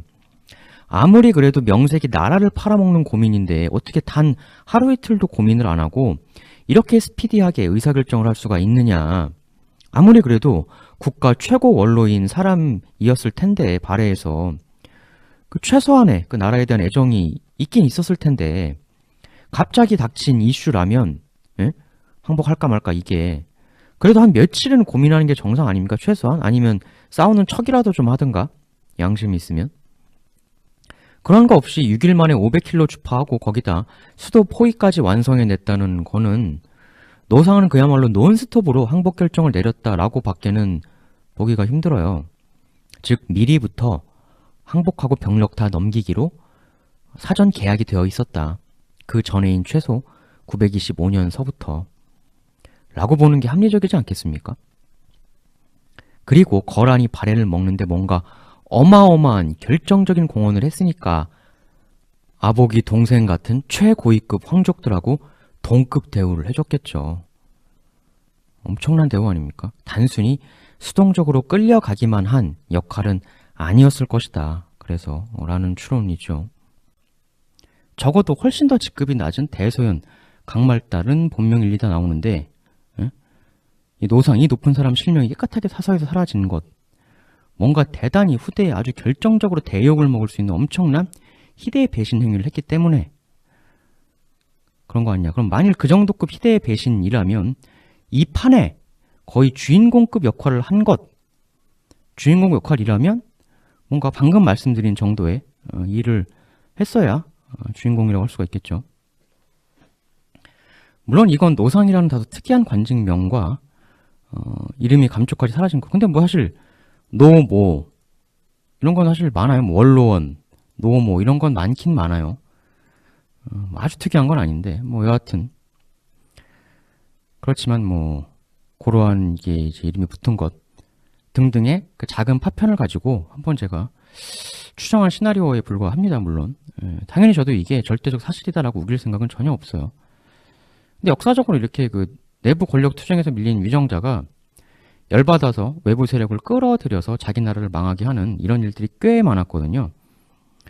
노상, 나이든 재상 이게 좀 뭔가 실권에서 밀려났다는 의미라면 그래서 열받았고 본인이 그래서 노상 주도로 정보를 다 퍼줘서 심지어는 계획도 다 짜주며 근데 어차피 호시탐탐 복수 기회를 노리던 아보기를 그래서 끌어들였고 하여 나중에 거란 괴뢰국에서 다시 화려하게 재상으로 진짜 실권 재상으로 복귀하게 이른다. 처음부터 딜을 했다. 불가능한 얘기는 아니죠. 실제로 불과 얼마 안 있다가 이 아보기 다음 요나라 황제가 이제 요태종이거든요. 이 요태종이 나중에 그 이존욱의 후당을 멸하고 연운 16주를 얻는데 이때 요나라가 실제로 썼던 전략 중 하나가 이건 뭐 사서에다 나와 있는 건데 당시 후당의 신료 중에 석경당이라는 인물이 있었어요. 이 석경당은 2편에서 집중 소개드린 천하 최강 이존욱의 부하 중 하나였어요. 근데 이존욱 사후 후당이 이제 막 후계자들 바뀌고 하면서 엎치락뒤치락 권력 투쟁 막장이 되는데 그 새롭게 후당의 황제가 된 인물하고 이 석경당하고 사이가 좀 안 좋았습니다. 그래서 이제 자기가 숙청이 이제 완전히 될 것 같으니까 이 사람이 행한 회심의 결단이 뭐냐면 요나라를 끌어들이자 해가지고 이 요태종하고 뒤에서 몰래 손잡고 후당 황제를 같이 밀어붙입니다. 그래서 결국 나라를 말아먹습니다. 이때 석경당이 그 나랑 손잡으면 주겠다고 한 게 바로 그 유명한 연운 16주 땅이에요. 이때 석경당이 그 손잡기를 청하면서 자기보다 10살이나 어린 요태종에게 스스로 아들이 되기를 청했다는 건 아주 유명한 일화죠. 그래서 결국 후당이 망하고요. 석경당이 자기가 황제가 돼요. 이래서 석경당이 세운 나라가 후진이고요. 근데 웃긴 게 석경당 황제 즉위식 때 그 요태종이 참석하는데 그 식 자체가 사실상 그 석경당 황제 내가 시켜준다 이런 식의 퍼포먼스였거든요. 그러니까 요태종이 석경당에게 거란식 복장을 입혀주면서 황제 즉위식을 거행을 해요. 그러니까 굉장히 굴욕적인 거지만 석경당에게는 오랜 세월 한 맺힌 자기 정적한테 밀리느니 이게 훨씬 낫다고 본 거죠. 하여튼 이래서요, 이 석경당은 그 두고두고 오늘날까지도 배신자의 대명사로 큰 욕을 먹고 있습니다. 혹시 이 똑같은 전략을 발해에게 썼었던 것은 아닐까? 굉장히 똑같지 않습니까, 구도가? 석경당 이꼴 노상. 노상은 발해의 석경당이 아니었을까? 요태종이 그 아보기의 아들이잖아요. 이 사후 과정도 좀 비슷해요. 그러니까 그 후당이 아니고 후진이죠, 이제. 후진인데 이 석경당이 세운 나라가. 근데 이제 그 석경당의 아들이 있습니다. 이 그 석중귀라고 그 2대 황제인데 이 사람은 이제 그 요나라에 반발합니다. 나중에 아버지랑 달리. 그래서 이제 요한테 저항을 하죠, 군사적으로. 발해도 이제 그 나중에 그 대인선 본인도 그렇고 6일 만에 번복하고 저항하지 않습니까? 또 후에 그 여러 그 부흥 운동 등을 통해서 저항을 하잖아요. 발해도. 그러니까 이제 그 저항을 한다는 건그 나라가 그 뭔가 충분히 저항할 여력이 있는데 너무 아쉽게 망했다는 거지 않습니까? 그 주로 배신자들의 주동 하에 너무 갑자기 치욕적으로 홀라당 넘어가면 이런 아쉬움이 좀 잘 발생을 하죠. 물론 뭐 다 그런 건 아니지만. 그러니까 싸우다 힘이 다해 해볼 만큼 해보다가 망하면 저항이 좀 덜 일어나는데 너무 갑자기 무너지면 그러니까 상당히 많은 경우 갑자기 무너지는 게 이제 배신자의 주동 때문이거든요. 역사를 보면. 그래서 고구려, 백제, 발해 다 나중에 나라들이 망하고 부흥운동이 일어나는데 이거는 그 나라 전체적으로 봤을 때 아직 그 저항할 여력이 어느 정도 있는데 정권이 너무 빨리 항복했다 이런 느낌이 좀 있으니까 그런 후발 저항이 일어나는 거잖아요. 그 전체적으로 아직 나라 힘이 좀 남아 있는데, 그러니까 아예 나라의 온 힘이 다 소진돼서 무너진 거면 이런 후발 저항도 잘 안 일어나죠. 아쉬움이 남으니까. 발해도 부흥운동이 굉장히 다양하고 나름 길게 이어집니다. 그러니까 길게는 부흥운동이 200년 가까이 이어졌다 이렇게 보기도 해요. 그러니까 발해가 가진 국력에 비해서 그 국력을 제대로 써보지도 못하고 너무 아쉽게 갑자기 빠르게 무너졌기 때문에 역설적으로 부흥운동도 그토록 강하고 길게 이어졌던 게 아닌가. 바로 어이없는 한때 최고 권력자의 배신 때문에. 그러니까 어떤 나라가 어떤 전략을 썼다. 근데 그게 효과적이다. 그럼 또 쓰겠죠, 반복적으로. 물론 이때 석경당 같은 경우는 석경당이 스스로 상당히 판을 주도했다라고 알려져 있지만 뭐 먼저 가서 손잡아 주십시오 이렇게 상소문을 보내고, 근데 어쩌면 그 노상의 그 선례를 알고 있어서 거란이 반드시 내 손을 잡아줄 것이다 라는 생각이 들어서, 즉 석경당이 노상을 벤치마킹했던 건 아닐까. 배신 후 외적 끌어들이기, 선제한 전술. 물론 이건 추정입니다. 예, 사례로 증거가 없으니까. 하지만 노상이 그 후대로부터 대욕을 먹을 만한 뭔가 일은 하지 않았을까 싶어요. 말씀드린 여러 가지 정황상. 그 부흥운동들 뭐 200년간이나 아쉬움이 나올 정도로 너무나도 억울하고 한스러운 그런 아쉬움의 사건. 거기에 이 노상이 핵심에 있었던 것은 아닐까라는 이제 그 추론인 거죠. 물론 그 부흥운동이 거란이 구 발해 지역을 커버할 여력이 안 되었기 때문에, 즉 권력 공백 상태였기 때문에 발생한 거다, 또 이렇게 보실 수도 있겠습니다만, 여하튼 그렇습니다. 뭐 이외에도 여러 가지 시나리오가 있을 수 있죠. 그렇지만 일단 오늘은 뭐 여기까지 정도로 정리를 하고요. 그래서 길었던 발해 최후의 시리즈도 일단 이걸로 마무리를 하도록 하겠습니다. 이 시리즈를 통해 그동안 유명했던 화산설 뭐 이런 것도 한번 살펴보고, 또 기존에는 누구도 주목하지 않았던 외교적인 문제의 실책, 그리고 이제 정보전, 첩보전, 그리고 내부 배신자에 대한 구체적인 추정, 이런 그 비교적 새로운 이야기들도 한번 해보았습니다. 나중엔 발해의 탄생, 뭐 발해의 국호 이슈라던가 뭐 기타 발해의 실체, 뭐 이런 이야기도 기회 되면 한번 해볼게요. 그쪽도 할 얘기가 엄청 많아서, 또 발해 부흥운동 200여 년 이야기도 때 되면 한번 해보도록 하겠습니다. 그러니까 발해가 흔히 하루아침에 망했다고 하지만 치열하게 나중에 일어난 부흥운동 같은 걸 보면 또 꼭 그렇게 안 볼 수도 있거든요. 여하튼 이렇게 정리를 하고 마무리를 일단 요거는 이렇게 하도록 하겠습니다. 그리고 이제 그 동영상 업데이트가 좀 늦어진 면인데요. 제가 좀 사는 게 너무 고통스럽고 힘들어서 진짜 거의 이러다 혈뇨가 나오지 않겠느냐 할 정도로 스트레스가 너무 심한데요. 생업 때문에 어떻게 나이가 먹어갈수록 고통은 더 깊어지는 것 같습니다. 대체 언제쯤 자유로워질 수 있을지. 그러니까 기본적으로는 제가 일주일에 한 편 패턴이었는데 앞으로는 2주에 한 번, 즉 격주로 할 수밖에 없을 것 같아요. 물론 일주일 1회는 제가 노력은 하겠는데 이 장담하기는 좀 어려울 것 같습니다. 그 여러분들이 아시는 일반적인 그 스트리머들, 그 인기 많고 조회수 엄청 높은 그런 분들하고 사실 저는 전혀 다르기 때문에, 뭐 조회수 보면 아시겠지만 생업을 따로 가질 수밖에 없는 그런 여건이라서, 혹시 뭐 보다 빠른, 보다 잦은 업데이트나 이런 걸 원하시는 분이 계신다면, 뭐 안 원하시면 당연히 괜찮은 거고요. 근데 이제 혹시 좀 그런 걸 원하신다면 좀 제가 전업 스트리머가 될 수 있도록 그렇게 좀 뭐 여기저기 이 사이트 저 사이트 좀 저를 널리 알려주시고 추천해 주시면 정말로 되게 큰 도움이 될 것 같습니다. 하여튼 죄송합니다. 근데 제가 요새 좀 그 생업 여러 가지 발생한 일 때문에 제가 너무 힘드네요, 요새. 뭐 간격은 좀 이렇게 벌어지게 되지만 그래도 퀄리티만큼은 떨어지지 않을 수 있도록 제가 노력하겠습니다. 그리고 아무리 최악이라도요, 제가 2주 이상 간격이 벌어지진 않도록 하겠습니다. 그건 제가 약속을 드립니다. 뭐 제가 어디 아프지 않는 한은. 예, 그럼 다음 시리즈는 또 더더욱 재밌는 그런 테마로 가져오도록 하겠습니다. 예, 끝까지 봐주셔서 정말 대단히 감사합니다.